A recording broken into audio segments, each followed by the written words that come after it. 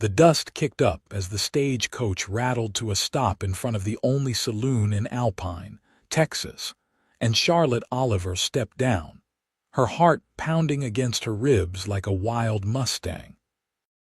It was 1875, and the Texas sun beat down mercilessly as she clutched her small leather satchel containing everything she owned in the world, including her mother's shears that would soon transform her life completely. Last stop, Alpine. The driver called, tossing down her trunk with little ceremony before cracking his whip to urge the team of horses onward. Charlotte stood alone on the wooden boardwalk, squinting at the town that stretched before her. This place represented her final hope. After her father's death 3 months ago, the creditors had taken everything: the family ranch in Missouri, the livestock, even most of her mother's keepsakes. All that remained was the letter from her brother Samuel, who'd headed west 2 years prior to make his fortune. But the letter that had arrived last month wasn't from Samuel. It was about him. His employer, a cattle baron named Jenkins, had written to inform her that Samuel had been killed in a flash flood while crossing the Pecos River during a cattle drive. The letter had also mentioned that her brother's wages, a sum that could sustain her for months, would be paid to his next of kin upon their arrival in Alpine. She brushed the dust from her dark blue traveling dress and straightened her shoulders. The money was crucial, but more than that, she needed work. At 22, Charlotte had spent her entire life on a ranch. She knew cattle, knew horses, knew the rhythm of the land. But as she glanced at the weathered faces of the men lounging outside the saloon, she understood one brutal truth. No cattle outfit would hire a woman for a drive. The idea had come to her on the stagecoach. Samuel and she had always looked alike: same chestnut hair, same amber eyes, same square jaw. With her hair shorn and the right clothing, she could become Charlie. She could claim to be her own cousin, come to collect Samuel's wages and find work with the same outfit. "Miss, need help with that trunk?" A young boy, no more than 12, approached her with a hopeful expression. "Thank you," Charlotte said, handing him a penny. "Do you know where I might find Mr. Jenkins? He runs the Circle J outfit." The boy's face brightened. "Yes, Mr. Jenkins is probably at his office right now. It's just down the street, past the Mercantile. Has a big sign that says Circle J Cattle Company on it." Charlotte thanked him, picked up her trunk with some effort, and made her way down the dusty street. Alpine was larger than she'd expected, with several businesses lining the main thoroughfare. A general store, a barber shop, 2 saloons, and even a small hotel spoke of prosperity brought by the cattle trade. When she reached the Circle J office, Charlotte took a deep breath, set down her trunk, and straightened her dress one final time. This would be her last appearance as Charlotte Oliver. By tomorrow, Charlie Oliver would be looking for work on a cattle drive. The bell jangled as she pushed open the door. A clerk looked up from his ledger, eyebrows raised in mild surprise at seeing a woman enter the establishment. "May I help you, miss? I'm here to see Mr. Jenkins. I'm Charlotte Oliver, Samuel Oliver's sister." The clerk's expression shifted to one of sympathy. "Oh, Miss Oliver, we've been expecting you. Please have a seat. I'll fetch Mr. Jenkins right away." She sat stiffly on a wooden chair, her gloved hands clutched tightly in her lap. The office smelled of tobacco, leather, and paper. Maps of Texas and the surrounding territories adorned the walls, with cattle trails marked in red ink.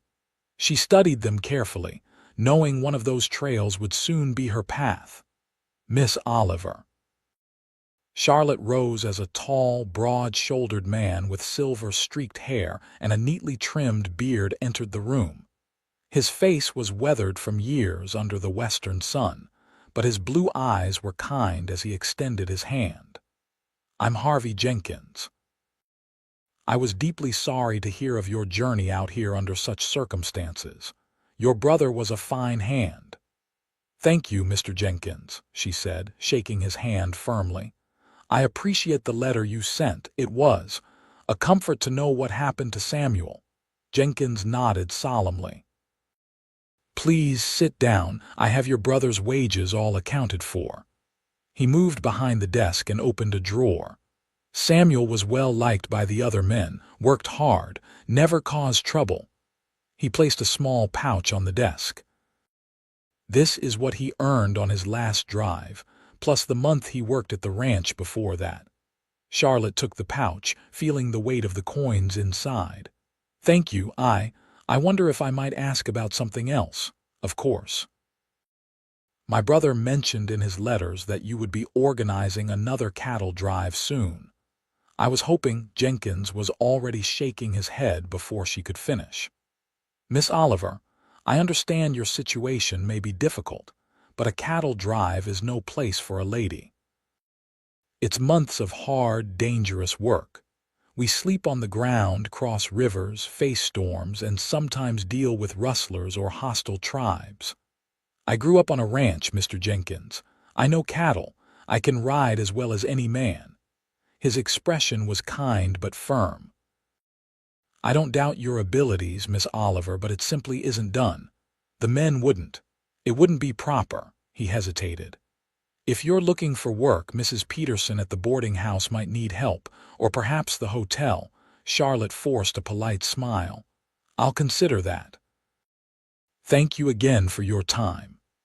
As she left the office, the pouch of coins felt heavy in her hand. It would sustain her for a while, but not forever. And the thought of working as a maid or cook held no appeal. She had spent her life in the saddle, working cattle alongside her father and brother. She couldn't imagine any other life. Her decision was made.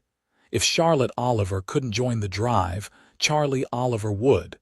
The barber shop was empty when she entered, the barber a thin man with an impressive mustache looking up from his newspaper with surprise.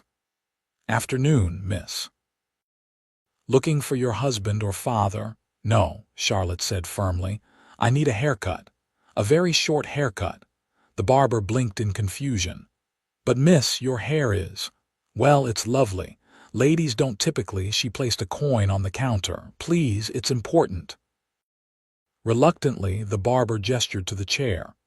As she sat, he asked, "How short were you thinking?" "Like a man's," she said simply. His eyebrows shot up, but the coin on the counter seemed to dampen his objections. "You sure about this, miss?" "Absolutely." As the shears snipped away, Charlotte watched her chestnut locks fall to the floor. Each cut seemed to take her further from the life she had known and closer to the one she was choosing.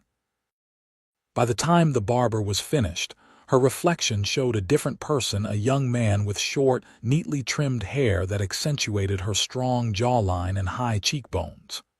"Thank you," she said, rising from the chair. She felt lighter, both physically and somehow in spirit. The barber shook his head as he swept up the hair. "Never cut a lady's hair like that before. Hope you don't regret it." Her next stop was the general store where she purchased men's clothing. Sturdy denim trousers, cotton shirts, a vest, boots, and a wide-brimmed hat.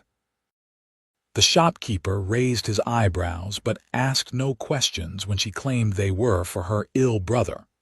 At the small hotel, she paid for a room for the night, ignoring the curious glances from the proprietor's wife. Once alone, Charlotte stripped off her dress and corset with a sense of liberation. She bound her chest tightly with strips of cloth, wincing at the discomfort but satisfied with the flattened appearance. The men's clothes fit reasonably well. She had always been tall and lean. When she donned the hat and studied herself in the small mirror, Charlie Oliver looked back at her. She practiced lowering her voice, broadening her stance, and adopting the loose-limbed walk she'd observed in the cowboys on her father's ranch. By morning, she felt ready. The Circle J Ranch lay 3 miles outside of town. Charlie walked the distance, her new boots rubbing blisters on her heels. She'd packed her dress and feminine belongings in her trunk and left it at the hotel's storage room, carrying only a small pack with essential items. Her plan was simple. Present herself as Samuel Oliver's cousin, come to Texas after hearing of his death, looking for work with the same outfit. The ranch was larger than she expected, a sprawling complex of buildings centered around a main house, with bunkhouses, barns, corrals, and outbuildings spread across the property. Men moved purposefully about their tasks, barely glancing her way as she approached. She spotted Jenkins speaking with a tall, broad-shouldered cowboy near the main corral. The cowboy's back was to her, but something about his stance, the easy confidence, the way other men deferred to him, suggested authority. The trail boss, perhaps. As she approached, Jenkins glanced her way, no recognition in his eyes. Good. The disguise was working. "Excuse me," she said, careful to keep her voice low. "Mr. Jenkins, I'm looking for work. I heard you're putting together a drive soon." Jenkins studied her for a moment. "We might be." "You have experience with cattle?" "Yes, sir. Worked my cousin's ranch in Missouri for years. Name's Charlie Oliver." At this, both men seemed to pay closer attention. The cowboy turned fully toward her, and Charlotte found herself looking into the most striking blue eyes she'd ever seen. Set in a tanned, weathered face beneath a shock of dark blonde hair, those eyes studied her with an intensity that made her heart beat faster. "Oliver," Jenkins said. "Any relation to Samuel Oliver? Lost him on the last drive." "He was my cousin, sir. That's why I'm here. Got word of his passing and thought I might find work with the same outfit." Jenkins looked thoughtful, while the blue-eyed cowboy continued to study her face.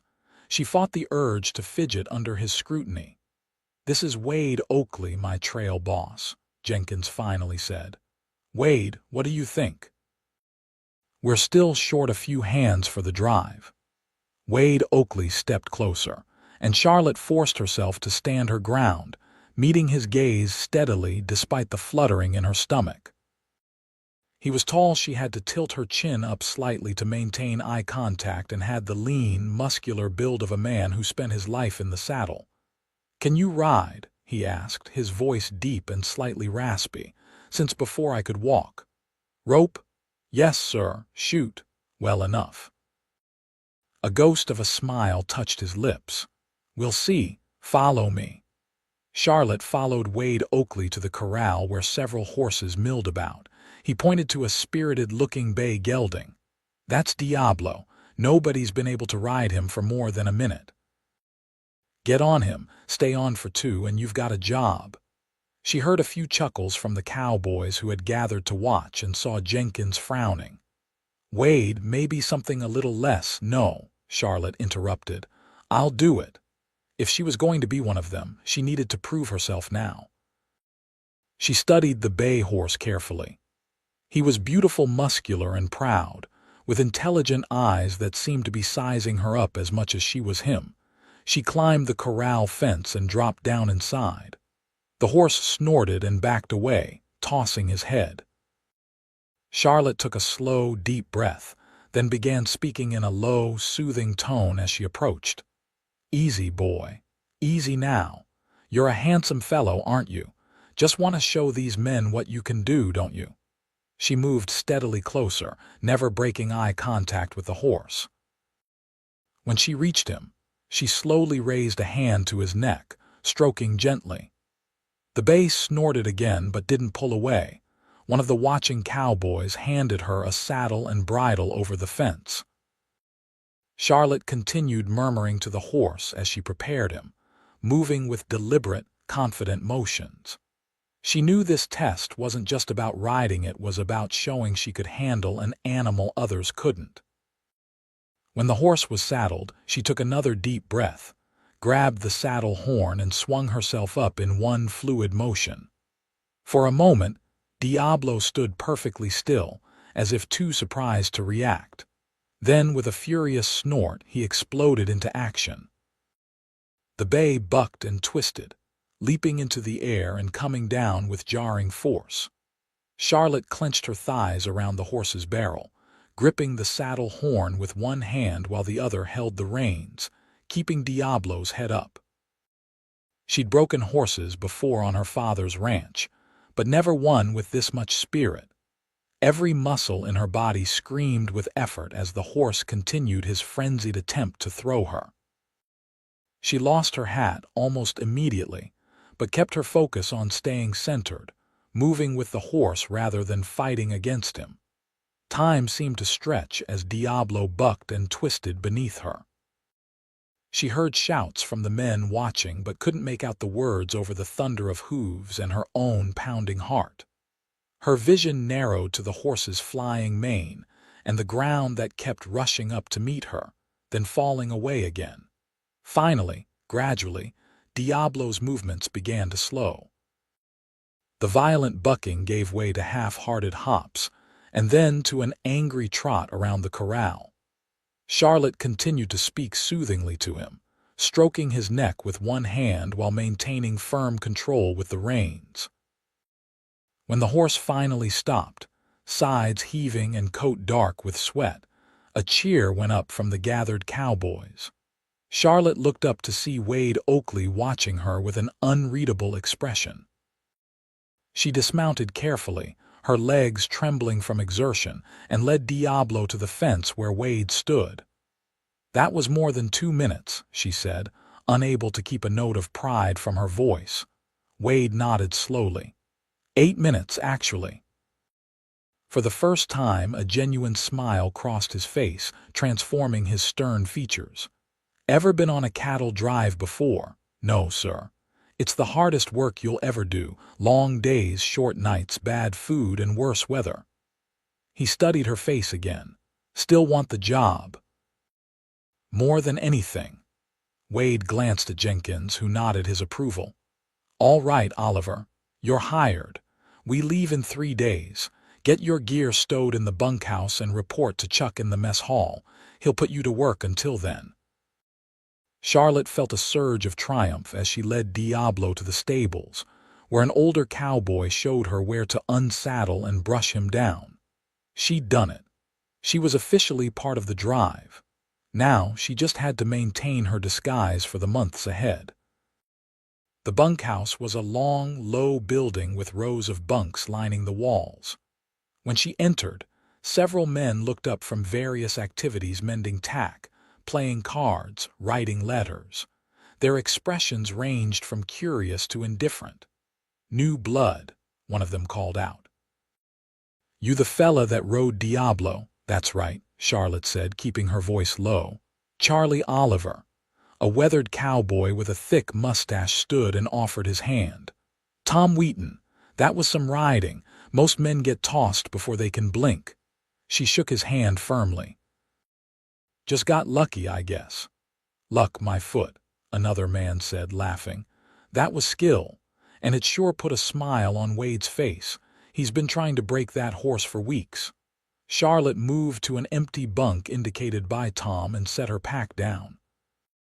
The reality of her situation suddenly hit her. She would be living, eating, and sleeping alongside these men for months. The privacy she'd taken for granted her entire life was now gone. "Mess hall's serving up supper soon," Tom said. "Chuck makes a decent stew when he's in a good mood." "Just don't ask what's in it." The men laughed, and Charlotte found herself smiling along. "Thanks for the warning." As they filed out toward the mess hall, Charlotte hung back slightly, observing. These men moved with the easy camaraderie of those who had faced hardship together. They teased, jostled, and insulted each other freely, but there was an underlying respect in their interactions. The mess hall was filled with long tables and benches, already crowded with ranch hands. Charlotte took a seat at the end of one bench, beside Tom. A large pot of stew and basket of biscuits sat in the center of the table, and the men helped themselves generously. As she reached for the ladle, a shadow fell across the table. Charlotte looked up to find Wade Oakley standing beside her. "Oliver," he said with a nod. Got your bunk sorted? Yes, sir. Good, eat up. We're checking the herd at first light tomorrow. Want to see how you handle yourself with cattle. I'll be ready. Wade studied her face for a moment longer than necessary, and Charlotte felt a flutter of anxiety. Did he suspect something? But he merely nodded again and moved on to speak with another group of men. Tom nudged her arm. Boss doesn't usually take such an interest in new hands. Must have impressed him more than we thought. Charlotte shrugged, focusing on her stew to hide her discomfort. Just want to do my part. The next 3 days passed in a blur of activity. Charlotte worked from dawn until dusk, proving her skills with horses and cattle under Wade's watchful eye. She took care to maintain her disguise, binding her chest tightly each morning before the others woke, keeping her voice low, adopting the mannerisms of the men around her. She bathed in a creek well away from the ranch when everyone else was occupied, and changed clothes only in the darkness of night. If any of the men noticed her peculiarities, they didn't comment. Perhaps they assumed she was simply private by nature. Or perhaps the West had taught them not to inquire too deeply into another person's business. The night before the drive was set to begin, the atmosphere in the bunkhouse was charged with anticipation. Men cleaned guns, mended clothes, and packed their bedrolls with the efficiency of those who had done it many times before. Charlotte sat on her bunk, carefully inspecting her new saddle, a gift from Jenkins, who had explained that her cousin's saddle had been lost in the river when he died. She'd been touched by the gesture, even as she felt a pang of guilt at her deception. First drive is always special, Tom said, sitting beside her. Over the past days, he had taken her under his wing, explaining the routines of the ranch and offering advice. At nearly 50, he was one of the oldest cowboys in the outfit and commanded respect from the younger men. I'm looking forward to it, Charlotte said honestly. 2,000 head of cattle, 600 miles to the railhead in Dodge City, Tom mused. Be a long journey. Hope you're ready for it. I am. Tom studied her for a moment. You know, you remind me a bit of your cousin, something about the eyes. Samuel was a good man, quiet like you, kept to himself mostly, but always did his share and more. Charlotte swallowed the lump in her throat. He wrote home about the drive. Made it sound like an adventure. It is that, Tom agreed. Also backbreaking work, danger, and boredom all mixed together. He patted her shoulder. Get some sleep. Tomorrow comes early. The drive began at dawn, with cowboys moving among the milling herd, gradually urging them northward.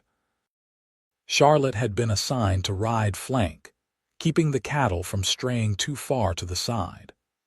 It was exhausting, dusty work, but she found herself exhilarated by the enormity of it all, 2,000 living creatures moving across the vast landscape, guided by just 20 men on horseback.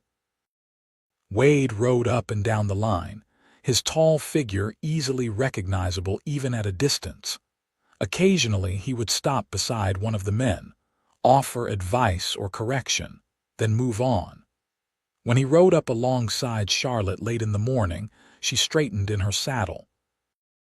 You're doing well, he said simply. Keep your distance from that lead steer on the edge there, he's got a mean streak. Yes, sir, she replied, guiding her horse a little farther from the animal in question. Wade stayed beside her for a moment, watching as she turned a cow that was veering away from the herd. Your cousin taught you well. My father, actually, had a small spread in Missouri. What happened to it? Charlotte hesitated, then decided the truth or part of it was simplest. Creditors took it when he died. Couldn't make the payments after a bad year. Wade nodded, his expression sympathetic. Hard country for ranching, Missouri. Too many people, not enough space. He gestured to the open plains stretching around them. Out here, a man can breathe. That's why I came, Charlotte said. Well, you've got a good seat and a good head. Keep both and you'll do fine. With that, he touched the brim of his hat and rode off to check on another part of the herd. Charlotte watched him go, admiring the easy way he sat his horse, the authority he carried without effort. There was something compelling about Wade Oakley, a quiet strength that drew people to him. She found herself wanting his approval in a way that went beyond simply maintaining her disguise. The first week of the drive established a rhythm that would become familiar in the weeks ahead. Up before dawn, a quick breakfast of coffee, beans, and biscuits, then into the saddle to get the herd moving. The days were long and dusty, the work constant. At night, the men took turns standing watch over the cattle, rotating so each man got a few hours of sleep before his shift. Charlotte took her turns at night watch without complaint, though the lack of sleep wore on her more heavily than she let on. During these quiet hours, with only the stars, the sleeping cattle, and occasionally one other cowboy for company, she sometimes allowed herself to wonder what would happen if her deception were discovered. Would they send her back, turn her over to the law, or worse? On the 10th night of the drive, she was paired with Wade for the midnight watch. As they rode slowly around the perimeter of the herd, Charlotte found herself both nervous and oddly pleased to be in his company. They rode in companionable silence for nearly an hour before Wade spoke. "Your riding's improved," he said. "You've got a natural touch with the horses." "Thank you," she replied, pleased by the compliment. "I've always loved working with them. It shows." He adjusted his hat, pushing it back slightly to reveal more of his face in the moonlight. "The men are taking to you well. Even Diablo seems fond of you now." Charlotte smiled at the mention of the bay gelding, who had indeed become almost affectionate toward her. "He just needed someone to listen to him." Wade chuckled. "That what your father taught you, to listen to horses?" "My mother, actually. She had a way with animals, said they could tell who respected them and who didn't." "Smart woman." He paused. "She's still in Missouri." Charlotte shook her head. "Died when I was 16. Fever took her. I'm sorry." His voice was gentle. "Lost my own mother young too." Makes a difference in a person's life. They rode on in silence for a few minutes, the only sounds the occasional lowing of cattle and the creak of leather. Charlotte stole glances at Wade's profile, strong and straight against the starlit sky. "Why'd you become a trail boss?" she asked suddenly, curious about the man beside her. Wade considered the question. "Wasn't planning on it. Started as a drover, same as you. But I found I had a knack for seeing the bigger picture, planning the route, anticipating problems, handling men. Jenkins noticed and gave me more responsibility. Been doing this 5 years now." "You're good at it," Charlotte said honestly. "The men respect you." He glanced at her with a half smile. "Respect is earned out here. You're earning yours too, Charlie." Hearing him use her assumed name sent a strange pang through her chest. Part of her wanted to tell him the truth, to hear him say her real name. But that was impossible. She was Charlie Oliver now, and would remain so until the drive was over. "Something on your mind?" Wade asked, noticing her silence. "Just thinking about the river crossing tomorrow," she lied. "Tom says it can be tricky." Wade nodded. "The Pecos is never easy. We'll need every hand alert and ready." His expression darkened slightly. "That's where we lost your cousin last year."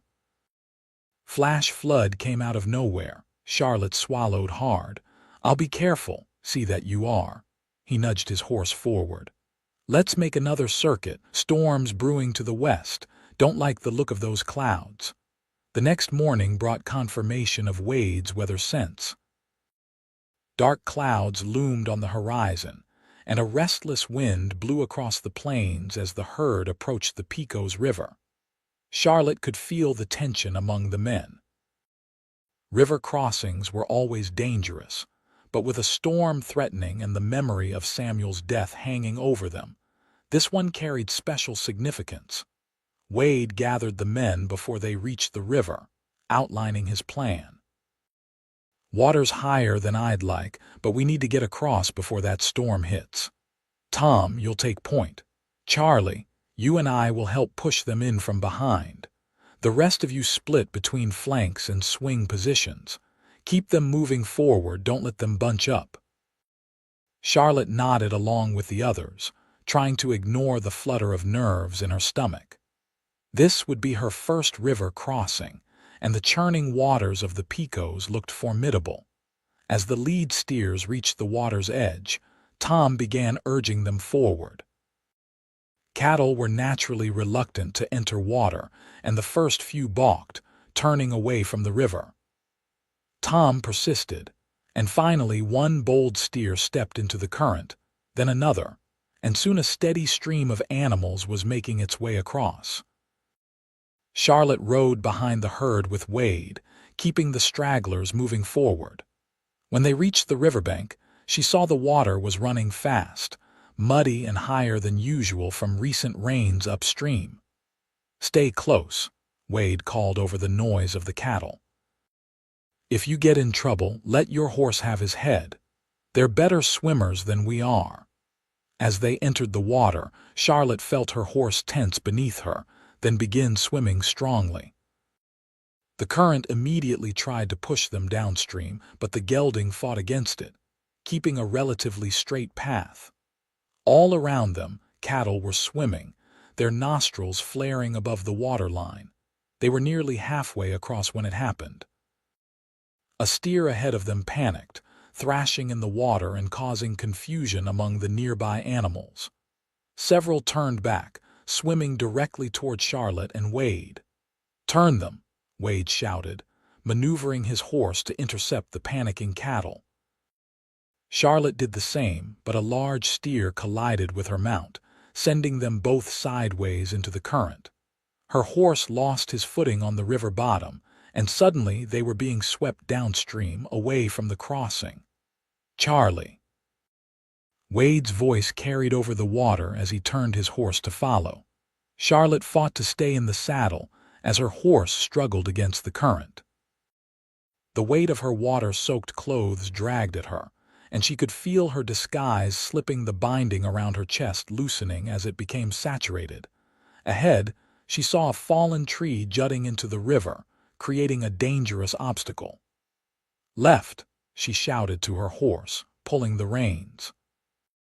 The animal responded, barely missing the tangle of branches. But the effort cost them momentum, and the current pushed them further downstream. She heard splashing behind her and turned to see Wade closing the distance, his powerful horse cutting through the water with determined strokes. Their eyes met across the churning river, and she saw the determination in his gaze. When he reached her, Wade grabbed her horse's bridle with one hand, helping to guide both animals toward the shore.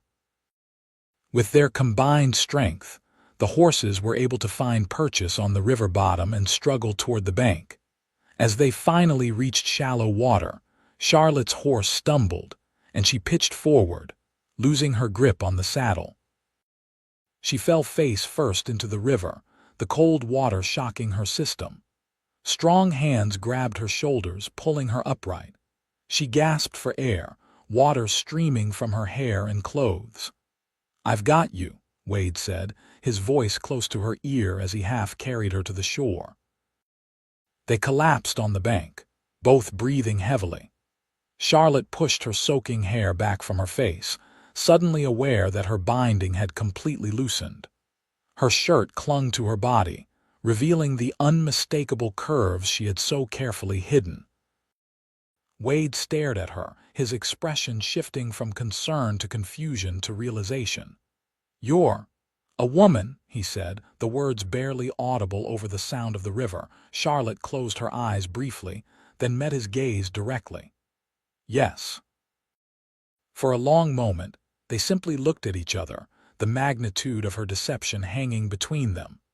Wade's face was unreadable, a storm of emotions passing behind his blue eyes.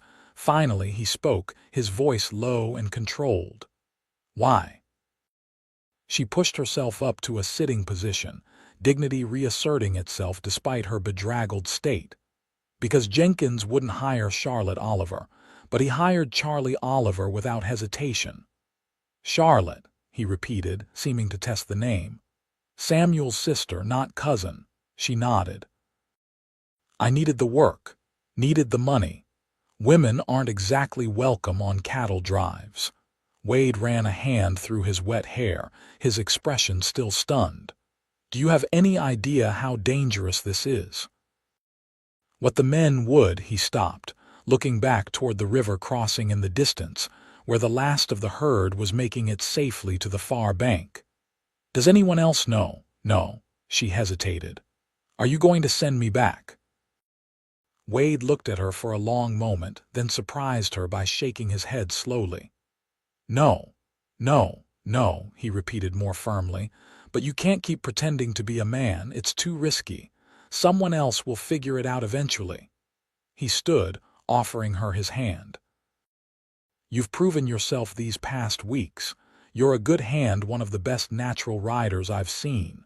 Charlotte took his hand, letting him pull her to her feet. What are you saying? Wade's expression softened slightly. I'm saying ride beside me instead, as yourself. As a woman.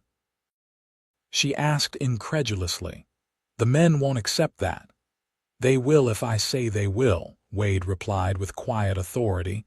It won't be easy, there'll be talk, resistance, but you've earned your place on this drive. He paused. And I won't let talent go to waste because of foolish traditions.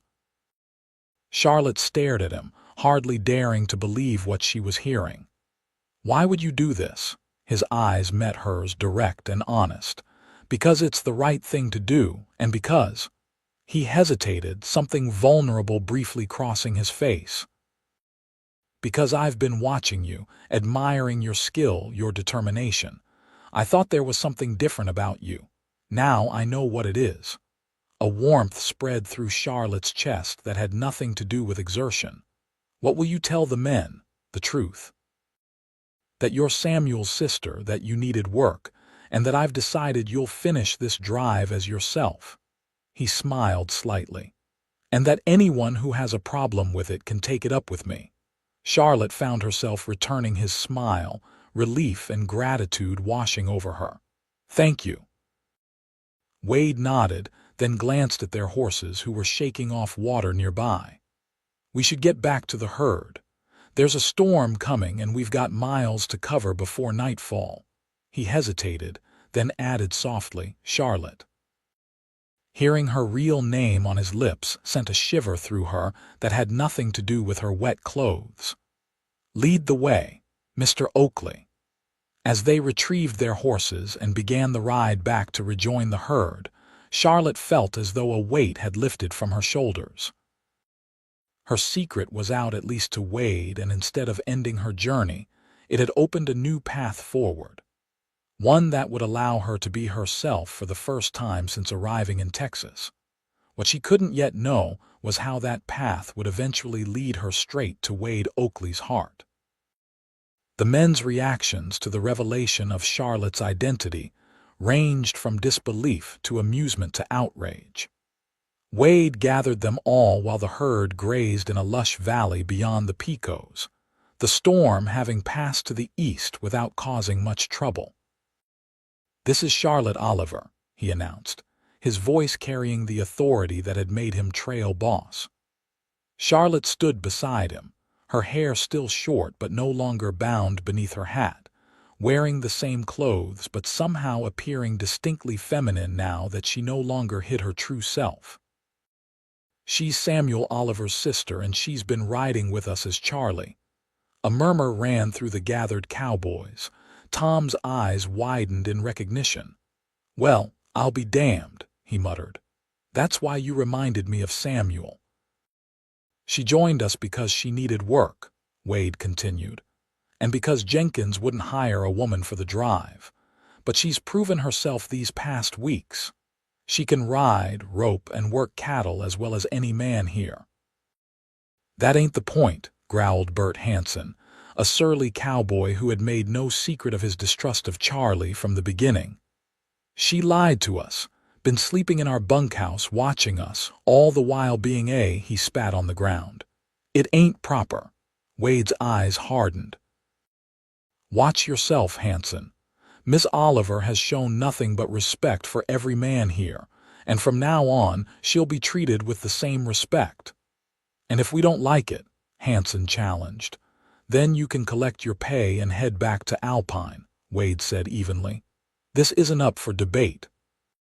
Charlotte stays for the remainder of the drive.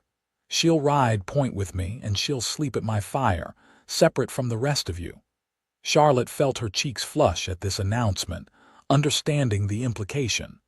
Wade was putting his reputation on the line to protect hers. By keeping her near him, he was both providing security and making it clear that she was under his personal protection. Most of the men seemed to accept Wade's decision with varying degrees of resignation. Tom actually smiled and tipped his hat to Charlotte. "Always thought you were too pretty for a boy," he said with a wink. Hanson and a few others continued to grumble, but no one directly challenged Wade's authority.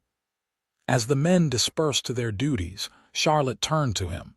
"Thank you," she said quietly. "But you didn't have to put yourself in this position. I could have gone back." Wade shook his head. "I meant what I said. You've earned your place here." He paused, his eyes searching hers. "And I wouldn't feel right sending you back alone." There was something in his gaze that made her heart beat faster. "Still, it won't be easy. The men will get used to it," he finished for her, "or they won't. Either way, we have a herd to get to Dodge City." He glanced at the sky. "Storm's past. We should get moving again." The drive continued, but with a different dynamic now. Charlotte rode at Wade's side, learning the responsibilities of point position, choosing the path, setting the pace, watching for obstacles ahead. At night, she slept near Wade's bedroll, separated from the other men as promised. Some of the cowboys avoided her entirely. Others, like Tom, treated her much the same as before, perhaps with a touch more courtesy. Hanson and his friends made their disapproval known through cold stares and muttered comments, but Wade's watchful presence prevented any direct confrontation. 3 nights after her identity was revealed, Charlotte sat by the small fire Wade had built for them, a little apart from the main camp. The herd was settled for the night. The first watch was on duty, and most of the men were already asleep, exhausted from the day's work. "Coffee," Wade offered, holding out a tin cup. "Thank you." She took it gratefully, wrapping her fingers around the warmth. The nights were getting cooler as they moved north. Wade settled beside her, his own cup in hand. "How are you holding up?" "Better than I expected," she admitted. "The work is easier now that I don't have to pretend, and most of the men have been. Civil, at least. They're coming around. Tom's been talking you up to the others. Says anyone who can ride Diablo and swim the Picos deserves a place on the drive, man or woman." Charlotte smiled. "He's a good man." "He is." Wade took a sip of his coffee, his eyes on the fire. "You should know, Hanson and a couple of others are planning to leave when we reach the Red River, going to join up with another outfit heading north. Because of me, partly. Mostly because Hanson's always been looking for an excuse to break out on his own. Thinks he should be trail boss." Wade shrugged. "No great loss." They sat in comfortable silence for a while, the crackling fire and distant sounds of cattle the only noises in the vast darkness. "Tell me about your family," Wade said finally. Samuel mentioned them sometimes, but never in detail. Charlotte traced the rim of her cup with one finger. "There isn't much to tell. My father was a rancher, not a big spread like Jenkins, but enough to get by. My mother was kind, strong. She kept everything together, especially after my father started drinking. What happened? After she died, he lost himself in the bottle. The ranch fell into debt. Samuel left for Texas, hoping to earn enough to save the place." She sighed. "When father died, the bank took everything. I wrote to Samuel, but I guess my letter never reached him before. Before the Picos, Wade finished softly. She nodded. When I got Jenkins' letter about Samuel's death, I had nowhere else to go, so I came for his wages and stayed for his job. She looked up at Wade. What about you? You mentioned losing your mother young. Wade's expression grew distant. She died when I was 12. My father was a Texas Ranger. He raised me on the trail more or less, taught me to ride, shoot, track. A small smile touched his lips. Wasn't much for settling down. We moved all over the state, following whatever duty called him to. Is he still alive? No. Wade's voice was quiet. Shot by cattle rustlers near the border when I was 19. I joined a cattle drive soon after, worked my way up. He looked at her directly. The trail became home because I didn't have one anymore. Charlotte found herself reaching out, placing her hand on his arm. I understand that feeling. Wade covered her hand with his own, the touch sending warmth up her arm. For a moment, they simply looked at each other, something unspoken passing between them. Then Wade cleared his throat and gently withdrew his hand. You should get some sleep. Tomorrow's going to be a long day. Charlotte nodded, suddenly aware of the impropriety of their situation alone by the fire, sharing personal histories. Despite Wade's honorable intentions, their arrangement would raise eyebrows in any civilized setting, but they weren't in civilization. They were on the open range, where different rules applied. Rules that were still being written with every mile they traveled. As she settled into her bedroll, Charlotte found herself watching Wade's profile against the dying firelight. She had disguised herself as a boy to join this drive, never imagining that in revealing her true identity, she might find something far more precious than wages or work, something that looked remarkably like a future. The drive continued northward, each day bringing new challenges and subtle changes to the dynamics within the group. As Wade had predicted, most of the men gradually accepted Charlotte's presence, particularly as she continued to prove her worth in the daily work of moving the herd. Crossing the Red River marked another milestone in their journey. As expected, Hanson and two of his friends collected their partial wages from Wade and departed to join another outfit. Their leaving seemed to ease tensions further, as the remaining cowboys closed ranks around Charlotte, their initial discomfort giving way to a protective camaraderie. Never thought I'd see the day, Tom commented one evening as they sat around the campfire, the men listening with rapt attention as Charlotte told a story about her father's prize bull that had once chased the local preacher up a tree. A woman on a cattle drive and fitting in better than some men I've known. My sister could outride half the men in the county, another cowboy named Pete offered. Never understood why she couldn't work cattle just the same as me. Wade, listening from across the fire, caught Charlotte's eye and smiled slightly. She returned the smile, feeling a sense of belonging she hadn't expected to find on this journey. As weeks passed and they pushed further north through Indian Territory, Charlotte found herself spending more time in Wade's company. At first, it was a natural consequence of their working arrangement riding point together, taking the same watch shifts, sleeping near the same fire. But gradually, she realized they were seeking out each other's company even when duties didn't require it. They talked during the long hours in the saddle about books they had read, places they had seen, dreams they harbored. Wade spoke of someday having his own ranch, while Charlotte confessed her love of drawing, a hobby she had left behind with her dresses and hairpins.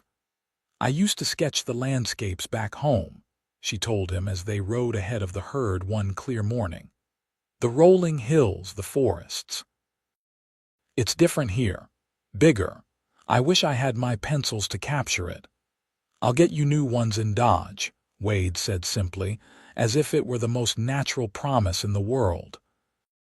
These quiet moments were punctuated by the realities of the trail, sudden thunderstorms that scattered the herd, a dangerous encounter with rustlers that left one of their men wounded, the constant challenges of finding water and good grazing for the cattle.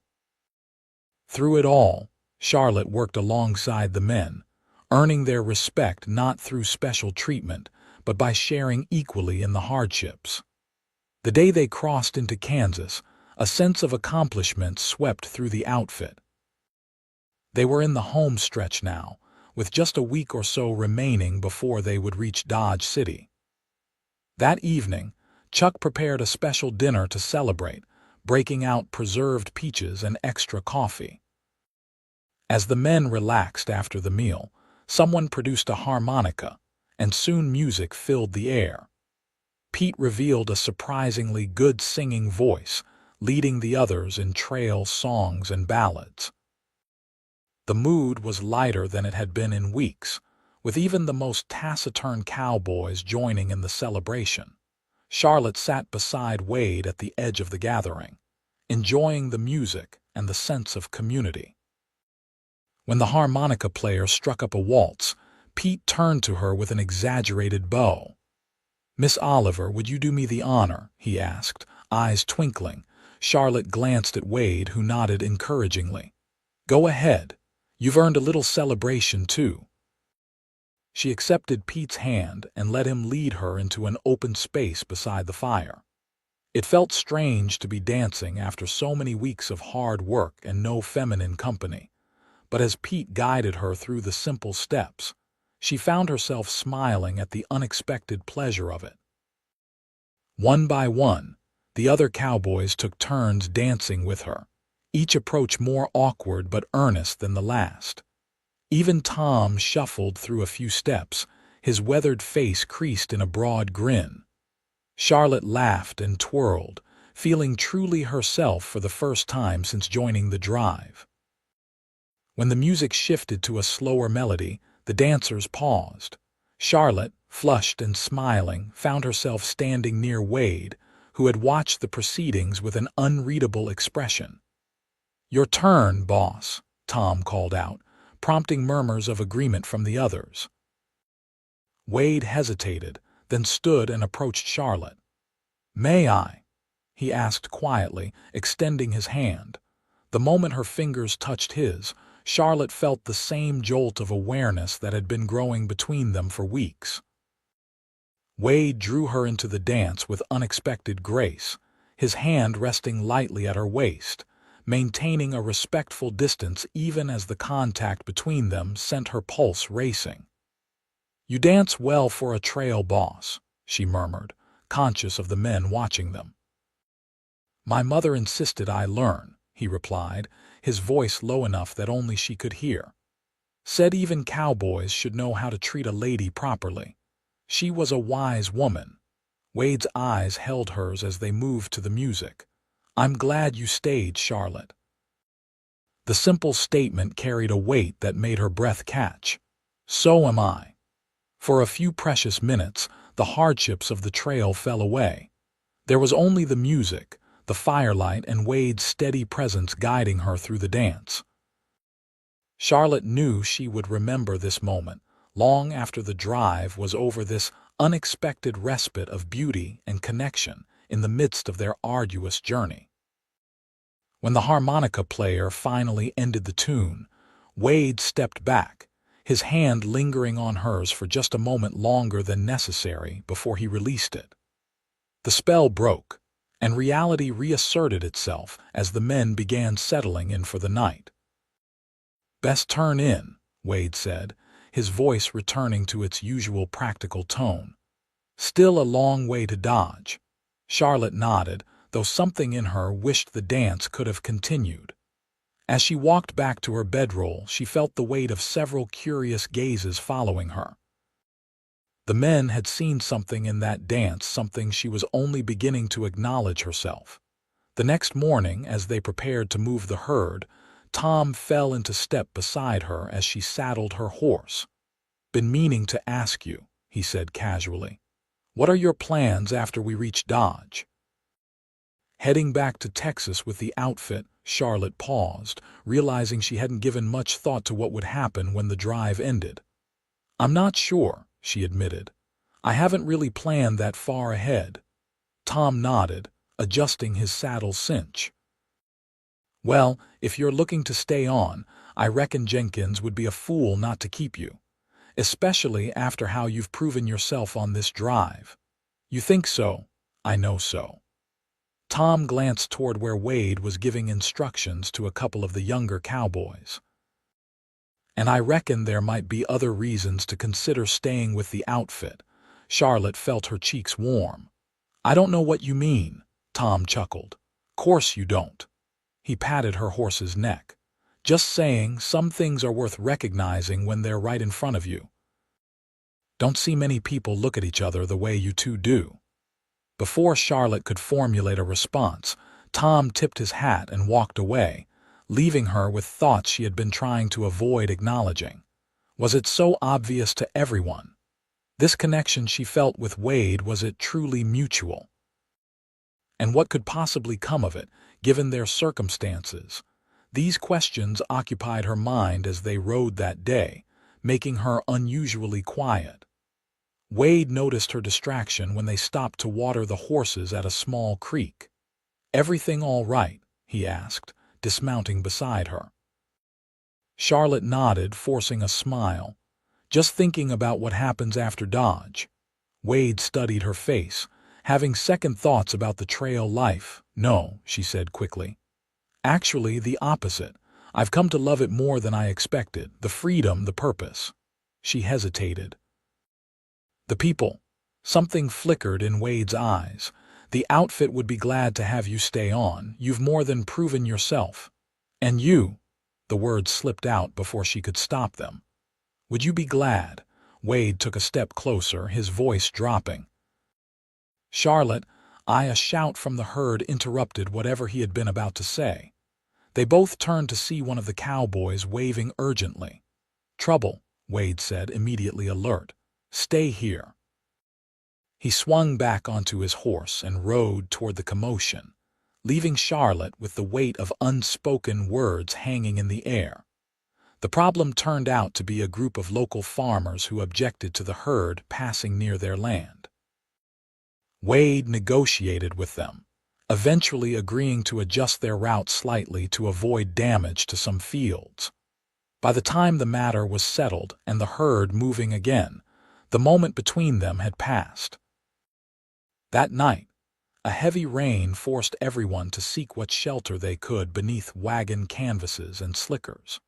Charlotte huddled miserably under an oilskin, the romantic notions of the previous evening washed away by the practical realities of the trail.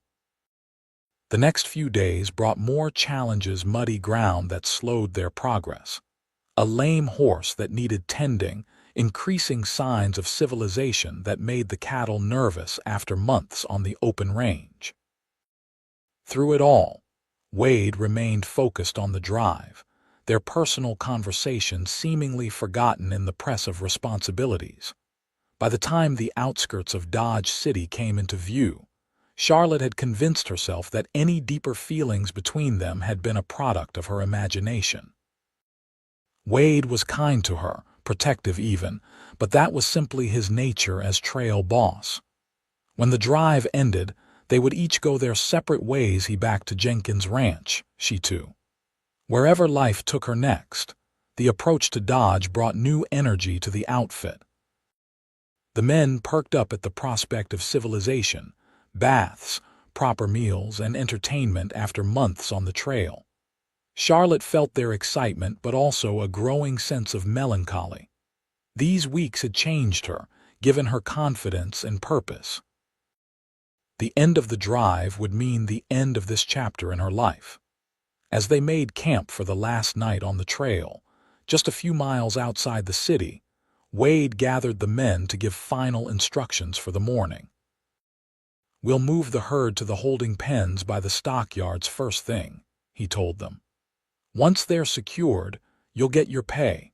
Jenkins has arranged rooms at the Dodge House for those heading back to Texas with the outfit." He paused, his eyes briefly meeting Charlotte's. "You've all done fine work on this drive. I'm proud to have ridden with each of you."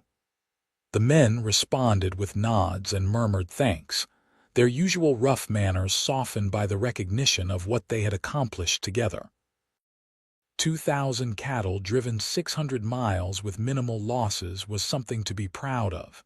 As the gathering broke up, Wade approached Charlotte. "Walk with me," he asked quietly. She nodded, her heart suddenly beating faster as they moved away from the camp toward a small rise overlooking the valley. The lights of Dodge City glimmered in the distance, a constellation of human presence in the vast darkness of the plains. "It's beautiful in its way," Charlotte said, nodding toward the town. "It is," Wade agreed, "though I prefer the open country myself." They stood in silence for a moment, the enormity of their journey and its imminent end hanging between them. "Charlotte," Wade finally said, turning to face her, "there's something I need to say before we reach Dodge." She met his gaze, her throat suddenly dry. "Yes, these past weeks riding with you, getting to know you." He paused, searching for words. "I've never met anyone like you, your courage, your determination, the way you see the world." Charlotte's heart hammered in her chest. "Wade, let me finish," he said gently. "I know this isn't conventional. Nothing about our situation has been, but I find myself." He took a deep breath. "I find myself not wanting this drive to end because it means no longer seeing you every day." The simple honesty of his words struck her deeply. "I feel the same," she admitted, her voice barely above a whisper. Wade took her hand, his calloused fingers warm against hers. "I don't have much to offer. The life of a trail boss isn't easy or settled. But whatever I do have, whatever I am, I'd like to share it with you, if you'll have me." Charlotte looked up at him, this man who had discovered her secret and chosen to protect rather than expose her, who had seen her true self and valued it, who now stood before her, offering a future she hadn't dared to imagine. "I disguised myself as a boy to join the drive," she said softly. "And you said, ride beside me instead. I think I'd like to keep riding beside you, Wade Oakley, for as long as you'll have me." The smile that spread across his face transformed his features, erasing the lines of worry and responsibility. He drew her closer, one hand gently cupping her cheek. "May I?" he asked, his eyes searching hers. Charlotte nodded, and Wade lowered his lips to hers in a kiss that was both gentle and certain. His arms encircled her waist, and she leaned into him, feeling as though she had finally found her way home after a long journey. When they parted, Wade rested his forehead against hers. "I love you, Charlotte Oliver. I think I have since the moment you rode that impossible horse." Charlotte laughed softly. "And I love you, Wade Oakley, even when you assigned me night watch in the rain." He chuckled, brushing a strand of hair from her face. "We'll have to figure out what comes next. Jenkins has offered me a partnership in a new venture breeding horses on a piece of land he's purchased near Alpine. It would mean less time on the trail, more time building something permanent." "That sounds wonderful," Charlotte said sincerely. "It would be with you beside me." Wade took both her hands in his. "It won't be easy. People will talk. But if anyone can handle it, you can. People have been talking about me since I showed up in Alpine with short hair and men's clothes," Charlotte pointed out with a smile. "I've survived worse."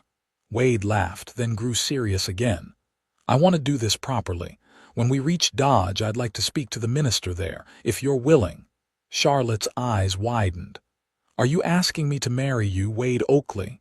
"I believe I am, Charlotte Oliver. Though I'm making a poor job of it without a ring or proper words." "Your words are perfect," she assured him, squeezing his hands. "And yes, I will marry you." Relief and joy spread across Wade's face. He pulled her into another kiss, this one filled with promise and certainty. When they finally broke apart, breathless and smiling, the lights of Dodge City seemed to shine a little brighter, beckoning them toward their future. Hand in hand, they walked back to camp, where the men were settling in for their last night on the trail. Tomorrow would bring new beginnings, not just the end of a drive, but the start of a journey neither of them had anticipated when Charlotte first disguised herself as a boy to join the outfit. As they reached the edge of camp, Wade paused. "Ready for whatever comes next?" he asked, his eyes reflecting the firelight. Charlotte smiled up at him. "With you beside me, always." The next morning dawned clear and bright, a perfect day for completing their journey. The outfit moved with efficiency born of months of practice, getting the herd on the move early to reach the stockyards before midday. Charlotte rode beside Wade at the point position, conscious of the significance of this final leg. As they approached the outskirts of Dodge City, the signs of civilization grew more prominent: fenced fields, small farms, outbuildings, and eventually the sprawl of the town itself. The wide main street was already bustling with activity as they guided the herd toward the holding pens by the railroad. "Quite a sight, isn't it?" Wade commented as they watched the cowboys working to move the cattle into the pens. 2,000 head, delivered as promised. "It's remarkable," Charlotte agreed, taking in the scale of the operation. Buyers and stockyard workers were already assessing the herd, and a representative from Jenkins' company was on hand to finalize the sale. Once the cattle were secured, Wade gathered the men to distribute their pay. Each cowboy received his wages, plus the bonus Jenkins had authorized for a successful drive. There were handshakes all around, with even the most taciturn men expressing their appreciation to Wade for his leadership. Tom approached Charlotte as the group began to disperse, many heading eagerly toward the saloons and bathhouses of Dodge. "Well, Miss Oliver, it's been an education riding with you," he said, extending his hand. Charlotte shook it warmly. "Thank you for everything, Tom. I couldn't have made it without your help." "Nonsense. You'd have managed just fine." He glanced toward Wade, who was speaking with the company representative. "Though I reckon things worked out better this way." Charlotte felt her cheeks warm. News travels fast. "Only among those with eyes to see," Tom replied with a wink. "Be happy, both of you. The trail's a hard life, but it's easier with the right person beside you." After the men had departed, Wade returned to Charlotte's side. "Everything's settled with the cattle," he said. "Jenkins will be pleased with the price we got." He hesitated. "I've taken a room for you at the Dodge House. I thought you might appreciate some privacy after so many weeks on the trail." "Thank you," Charlotte said, touched by his consideration. "What about you?" "I'm at the same hotel, different floor." He smiled slightly.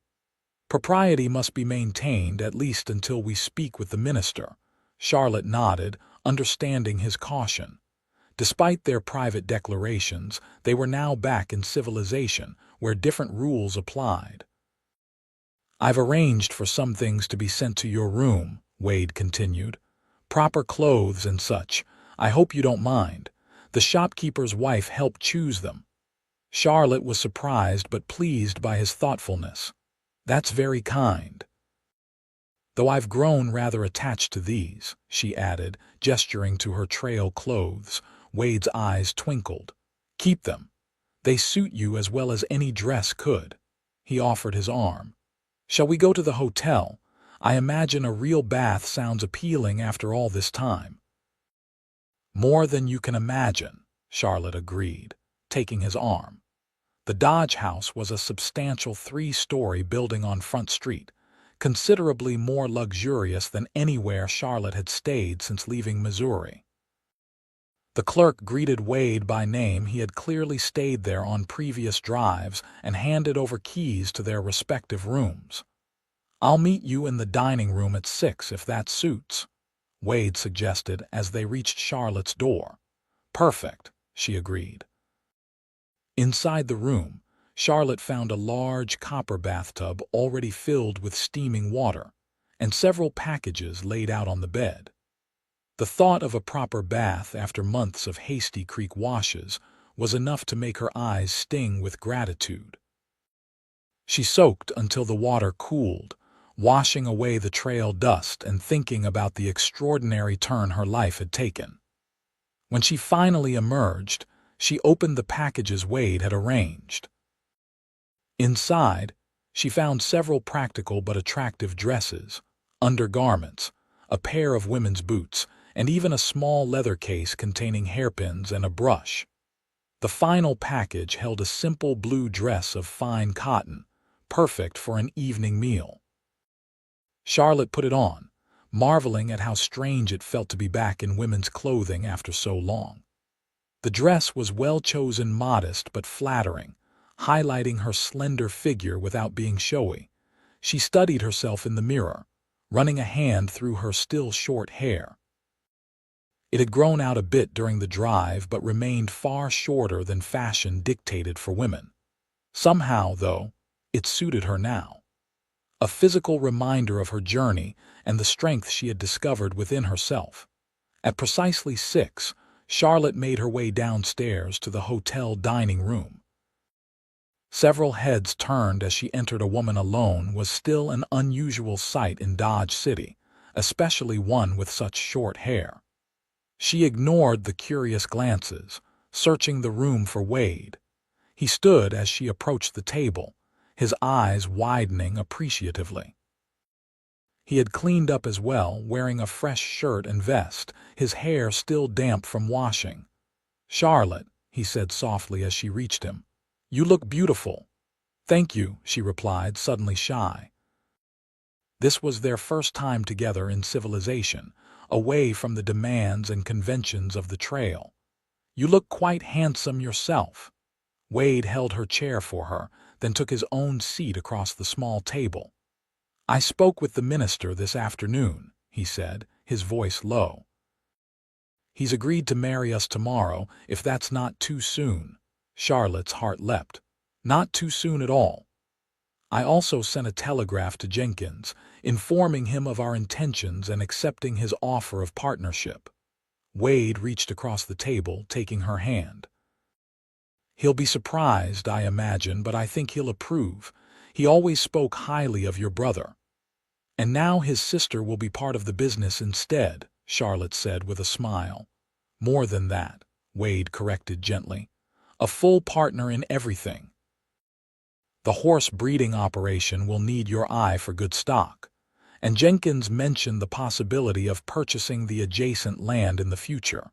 We could build something lasting there, Charlotte, something of our own." The conviction in his voice touched her deeply. "It sounds perfect." They talked through dinner, making plans for their future while savoring the simple pleasure of a well-cooked meal served on proper china. When they finally left the dining room, Wade walked Charlotte to the foot of the stairs. "I'll meet you here at 10 tomorrow morning," he said. "The minister is expecting us at 11. Charlotte nodded, suddenly nervous at the reality of what they were planning. "Wade, are you certain about this? It's all happening so quickly." Wade took her hand, his expression serious. "Charlotte Oliver, I've spent the last 10 years of my life making split-second decisions that could mean life or death on the trail.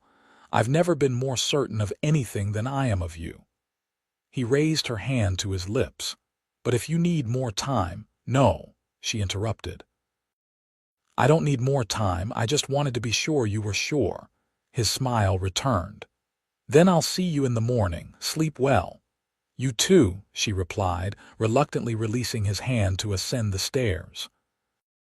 That night, Charlotte slept in a real bed for the first time in months, surrounded by the unfamiliar comfort of clean sheets and soft pillows. Her dreams were filled with open skies, galloping horses, and Wade's blue eyes looking at her with love. Morning brought butterflies to her stomach and a sense of rightness to her heart. She dressed in the finest of the new clothes. Wade had provided, a cream-colored dress with subtle embroidery at the collar and cuffs. It wasn't a traditional wedding gown, but it was perfect for a woman who had crossed 600 miles disguised as a cowboy. When she descended to the hotel lobby, she found not only Wade waiting for her, but also Tom and several other members of the outfit. Wade stepped forward, looking handsome in a new black coat, his expression a mixture of pride and awe. "I hope you don't mind," he said, gesturing to the men. "They wanted to be there, said it wouldn't be right otherwise after everything we've been through together." Charlotte felt tears prick her eyes. "I don't mind at all." Tom approached, offering her a small bouquet of prairie flowers. "Thought you might want these, Miss Oliver, traditional and all that." "Thank you, Tom," she said, deeply touched by the gesture. Wade offered his arm, and together they walked out into the bright Kansas morning, followed by their impromptu wedding party. The small church was just a few blocks away, a modest white building with a simple steeple. The minister was waiting for them, his expression betraying only mild surprise at the unconventional bride and her entourage of cowboys. The ceremony was brief but heartfelt, with Wade's voice steady as he promised to love and cherish Charlotte for all their days together. When Charlotte spoke her vows, she felt as though every step of her journey, from the loss of her family to her desperate disguise to the revelation on the riverbank, had led her precisely to this moment. "I now pronounce you man and wife," the minister declared. "You may kiss your bride, Mr. Oakley." Wade's kiss was gentle yet firm, a promise sealed before witnesses. When they turned to face their friends, the cowboys erupted in cheers and whistles that surely could be heard throughout Dodge City. Outside the church, Tom organized an impromptu guard of honor, with the men forming two lines for the newlyweds to walk between. Someone had found a handful of rice, which they threw with enthusiastic if inexpert aim. "Congratulations, Mrs. Oakley," Tom said, pumping Wade's hand and then surprising Charlotte with a quick, grandfatherly hug. "Never thought I'd see the day our trail boss got himself hitched, and to the finest hand on the drive, no less." The celebration continued at a local restaurant, where Wade had arranged a special dinner for the outfit. There was food, drink, stories, and laughter as the men recounted tales from the drive, many now featuring Charlie in a new light. "Remember when Oliver rode out in that thunderstorm to bring in those strays?" one cowboy recalled. "Soaked to the bone but wouldn't quit till every last one was accounted for." Or the time she stared down that ornery longhorn that had Pete treed on a rock, another added. "Never seen a cow back down so quick." The stories flowed, along with the whiskey, and Charlotte found herself laughing and blushing in equal measure. These rough men, who had initially been skeptical or outright hostile to her presence, now celebrated her not just as their trail boss's wife, but as a comrade who had earned her place among them. As the afternoon wore on, Wade leaned close to her. "Ready to slip away," he murmured. "I have one more surprise for you." Intrigued, Charlotte nodded. They made their farewells amid good-natured teasing and well wishes, then stepped out into the late afternoon sunlight. "Close your eyes," Wade instructed, taking her hand. Charlotte complied, letting him guide her down the street. After a short walk, they stopped. "Open them," Wade said, a note of anticipation in his voice. Charlotte opened her eyes to find herself standing in front of a small shop with a window display of art supplies, paints, canvases, and, prominently featured, a beautiful set of drawing pencils. "You remembered," she breathed, turning to him with shining eyes. "Of course I did. Every word you've ever said to me." Wade squeezed her hand. "I promised you pencils in Dodge, didn't I?" The simplicity of the gesture, that he had remembered this small detail amidst all the chaos and change of the past days, moved Charlotte deeply. "Thank you," she whispered, stretching up to kiss his cheek. "Let's go in," Wade suggested. "You can choose whatever you want." Inside the shop, Charlotte selected not only the pencils but also a leather-bound sketchbook and several other supplies. The shopkeeper wrapped their purchases carefully, clearly pleased with the substantial sale. As they left the shop, Wade glanced at the setting sun. "One more stop, and then we'll head back to the hotel." Their final destination was the telegraph office, where Wade sent a message to Jenkins confirming their marriage and their planned return to Texas once the business in Dodge was concluded. "He'll be surprised," Charlotte remarked as they walked back toward the Dodge house, her hand tucked securely in Wade's arm. "Pleasantly so, I think," Wade replied. "Jenkins is a practical man. He'll see the advantage of having both of us involved in the horse operation." He glanced down at her. "Though I imagine there will be talk in Alpine when we return." "Let them talk," Charlotte said with newfound confidence. "We've earned our happiness, Wade Oakley." His smile warmed her to her toes. "That we have, Charlotte Oakley, that we have." That night, in the privacy of what was now their shared room at the Dodge house, Charlotte discovered yet another aspect of love with the man who had first discovered her secret and then discovered her heart. Their coming together was tender, passionate, and marked by the same mutual respect that had characterized their relationship from the moment Wade had said, "Ride beside me instead." The next morning, Charlotte woke to find Wade watching her, his blue eyes soft with wonder. "What are you thinking?" she asked, reaching up to touch his face. "That I'm the luckiest man in Kansas," he replied simply. "Possibly in all the territories," Charlotte laughed. "I think I'm the lucky one." Not many women disguise themselves as men, get discovered, and end up married to the most handsome trail boss on the western frontier. Wade chuckled, pulling her closer. "When you put it that way, we do have quite a story to tell." "Our children will never believe it," Charlotte mused, then blushed as she realized what she had implied. Wade's expression grew tender. "Do you want children, Charlotte?" She nodded. "Someday, when we're settled, do you? Very much. A family of our own on our own land." He stroked her cheek. "Sons as brave as their mother, daughters as strong." The simple picture he painted filled Charlotte with longing and hope. "That sounds perfect." They spent 3 more days in Dodge, completing the business of the drive and preparing for the journey back to Texas. Several of the outfit would be returning with them, including Tom, who declared he was too old to be looking for a new boss now. On their final evening in Dodge, Charlotte and Wade took a walk along Front Street, observing the bustling activity of the cattle town. Cowboys fresh off other drives mingled with merchants, gamblers, and the occasional respectable citizen.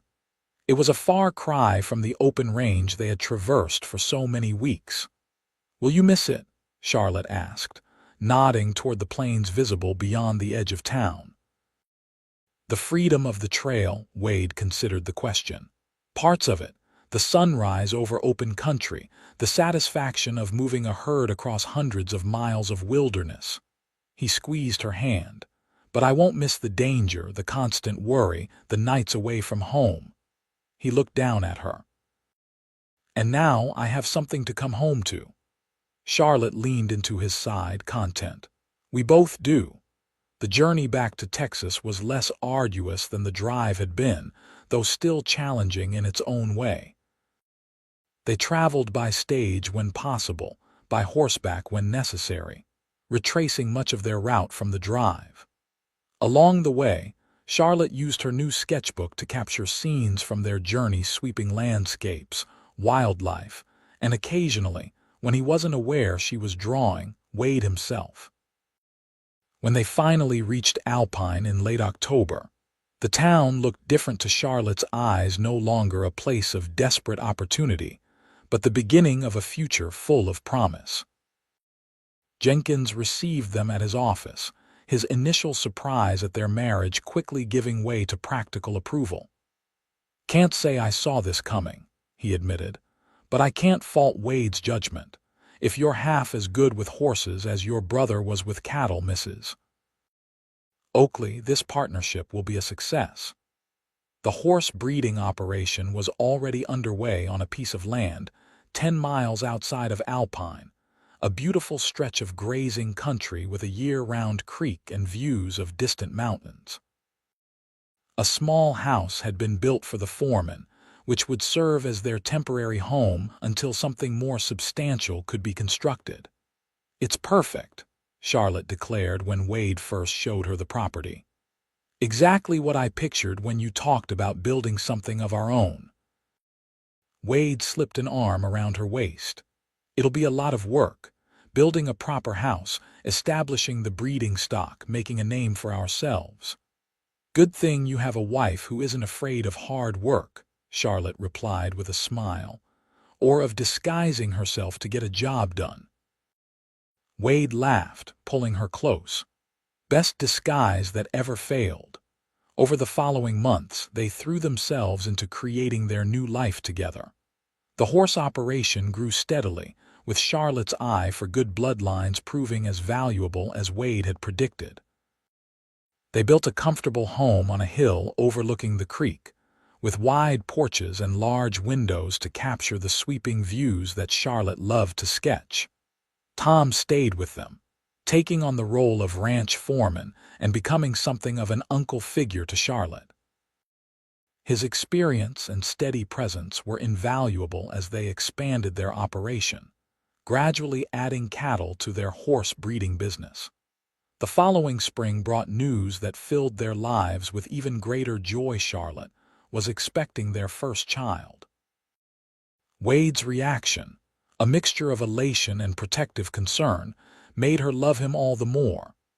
"You'll have to take it easy," he insisted, fussing over her comfort in a way that made Tom roll his eyes and Charlotte laugh. "I'm having a baby, not coming down with a fatal illness," she reminded him. "Women have been doing this since the beginning of time." Nevertheless, Wade insisted on hiring additional help for the ranch as Charlotte's pregnancy progressed. She continued to oversee the books and the breeding program, but left the more physical aspects of ranch work to others for the time being. In December of 1876, just over a year after their wedding in Dodge City, Charlotte gave birth to a healthy son. They named him Samuel Wade Oakley, in honor of the brother whose tragic death had inadvertently brought them together. "He has your eyes," Charlotte told Wade as they gazed down at their newborn son, nestled in her arms in their bedroom. "And your determination," Wade replied, noticing the way the infant's tiny fists pumped the air. "He'll be riding before he can walk, I expect." "Just like his parents," Charlotte agreed with a smile. Tom, granted the honorary title of grandfather, was as besotted with young Samuel as if the boy were his own flesh and blood. "Going to teach him everything I know," he declared proudly. "Boy should know how to rope and ride from the best." Life settled into a rhythm of work, family, and community as the years passed. The Oakley Ranch prospered, becoming known throughout Texas for its quality horses and well-managed cattle operation. Charlotte and Wade welcomed a daughter, Elizabeth, in 1878 and another son, Thomas, in 1881. Charlotte never again had to disguise herself to pursue the life she wanted. Instead, she became known in her own right as a skilled horsewoman and shrewd businessperson. Women from neighboring ranches often sought her advice on breeding stock or business matters, and more than one young girl declared she wanted to be just like Mrs. Oakley when she grew up. On the 10th anniversary of their wedding, Wade surprised Charlotte with a gift, a beautiful leather saddle, hand-tooled with her initials and decorated with silver conchos. "For the best rider I've ever known," he said, presenting it to her on the porch of their home. "And the best partner a man could ask for." Charlotte ran her hands over the exquisite craftsmanship, deeply moved by the thoughtfulness of the gift. "It's beautiful, Wade. Thank you." That evening, after the children were asleep, they sat together on the porch swing, looking out over the ranch that had grown from a simple horse breeding operation to one of the most respected spreads in the county. "Do you ever wonder what would have happened if you hadn't discovered my secret that day on the Pecos?" Charlotte asked, leaning against his shoulder. Wade considered the question. "I like to think we would have found our way to each other eventually. Some things are just meant to be. Like a woman disguising herself as a boy to join a cattle drive. Like a trail boss finding the love of his life where he least expected it," Wade corrected, kissing her temple. Charlotte smiled, thinking of the extraordinary journey that had brought them to this moment, from her desperate arrival in Alpine with nothing but a small trunk and her brother's name, to the life they had built together. It hadn't always been easy, but it had always been right. "I'm glad I took that chance," she said softly. "And I'm even more glad you said those words that changed everything." Wade's arm tightened around her shoulders. "Ride beside me instead," he quoted. "Best decision I ever made." As the sun set over their land, painting the sky in brilliant hues that Charlotte would later capture in her sketchbook, they sat together in contented silence. The woman who had once disguised herself as a boy to join the drive, and the man who had seen through to her true self-partners in every sense, riding side by side through whatever life brought their way.